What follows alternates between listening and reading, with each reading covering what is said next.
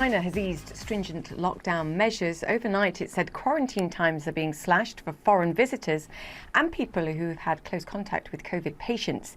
The big questions, of course, now are how damaging were those lockdowns really to the economy and to jobs?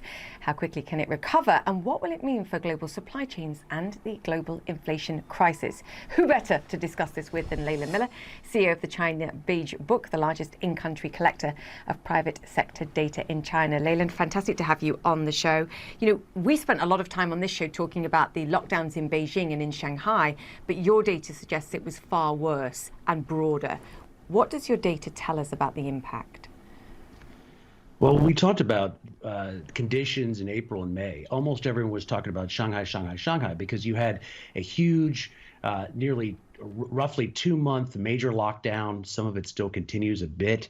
And so everyone thought this is about a couple of big cities. But what was interesting in the national data is to see all the secondary implications of these lockdowns, not just in the ports, not just on the coast, but basically nationally. So you had much lower growth in other regions which were not part of the highlights for these COVID lockdowns. And what that means is that growth in the second quarter was actually much weaker than what was being reflected in a lot of the data, particularly data that basically focuses on a couple big cities on the coast. And then the assumption is everything else was okay. Everything else was not okay in April and May. And even though things may get better in June, this is still quite a hole to dig. They'll need to dig themselves out of. How big a hole? Because to your point, it was broad in terms of sectors as well, the services sector, the manufacturing data, and it gives us a very different picture, I think, from the traditional data that we receive from China about the negative impact of what we saw. Right. Well, the assumption is that lockdowns are ending in June or ended in June, and so you're going to have this powerhouse bounce back as the country gets back up to speed and back to normalcy. That did not happen in the June data. So you have an issue where all this talk about a month-to-month improvement. Sure, things got better from May to June, but you're going to have you don't have the bounce back that a lot of people are talking about. And secondly, when you're talking about the second quarter growth overall, things were significantly deeper and darker in April and May. So you have a contraction in growth for the second quarter. There's no possibility that Beijing announces that. There's probably going to see a very strong, a relatively strong GDP number simply because officials in recent weeks have declared that there shall be reasonable growth. There will be these readings. And so you're going to have economic numbers reflect that political sensitivity.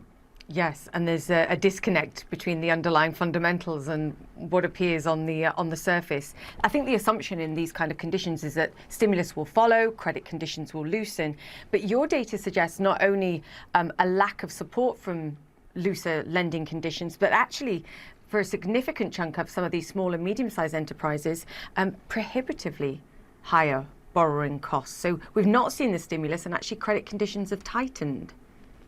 Right. One of the ways to guide this narrative forward, if you're trying to guide money into the Chinese markets right now, is to say big stimulus is happening, the recovery is happening, and so you're seeing monetary and fiscal stimulus and just claim it's happening. We track this very closely, and on the fiscal stimulus side, which has gotten a lot of attention, we're not seeing this.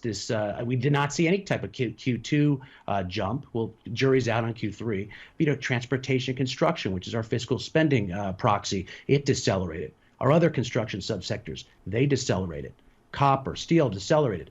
Aluminum fell off a cliff. So we were not seeing fiscal stimulus spending in any significant way in the second quarter. Monetary stimulus, also very tight conditions. So there is improvement. There will be improvement going forward, but there's not the stimulus wave that people are claiming is happening. It's just not happening right now.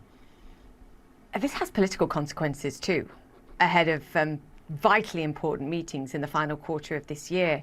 And my concern for the global economy is if we're not seeing this bounce back in activity in China, what happens to the global inflationary picture and the supply chain imbalances that we're still dealing with when suddenly China wakes up and starts stimulating perhaps, and it adds fuel to the fire of all of these things? Is that a possibility? Well, yeah, so that's a really interesting question. If you look in our inflation data for the second quarter, we saw domestic disinflation simply because demand was crushed by the lockdowns.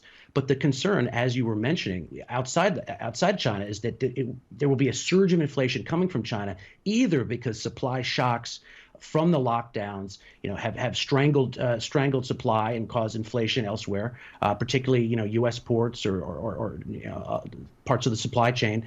Secondly, though, if you do see a major economic bounce back in China, that would lend itself to greater demand, commodities inflation, et cetera. So there's the threat of there's a dual-headed threat of inflation coming from China. Our second quarter data were actually pretty miraculous, and they seem to thread the needle. So the Federal Reserve is going to be very happy to see this. There was not, the supply shocks tamped down, but the demand didn't rocket up. It was sort of a moderate recovery compared to some of what you're reading about. And so the inflationary dynamics coming out of China in terms of China exporting inflation were rather mild all in all. But this could change dramatically. China could get much better in the third and fourth quarters, and you could see that surge in inflation, or you could see a return of COVID lockdowns, supply get crunched again. You could see inflation from that direction. So this is a very tenuous balance right now, but it just happens to look good this moment. Yeah, another tightrope. We need to see your next month's data. Leland, come back and see us soon. Leland Miller, the CEO of China Beige Book. Thank you, sir.